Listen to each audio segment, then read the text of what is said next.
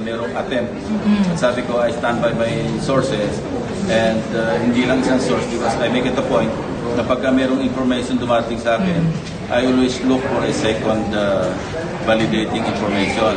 Kasi maharap kung isa lang yung source. Sir, clarify, Hindi pa siya sumasagot actually. Hindi si Kong Henry yung source niya before. Kasi parang yung dating ngayon.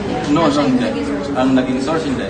Sir, doon sa Ang amendment, akala niya nga, ang lumabas kasi sa news na karating sa kanya, siya yung promotor. Yung ganyan yun. Siya yung promotor. So he was trying to explain himself na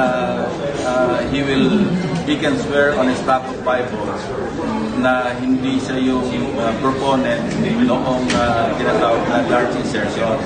But sabi ko, anyway, water under the bridge kasi yung information which also came from the house, by the way, hindi naman ko sa labas na hindi nakakaintindi ng budget. Sir, on another matter, sir, parang may complaints from the PNP about the identities of the so-called alleged ninja.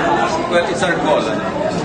Kasi nga, meron kaming rules na pinapalo na pagka-executive session, dapat 2/3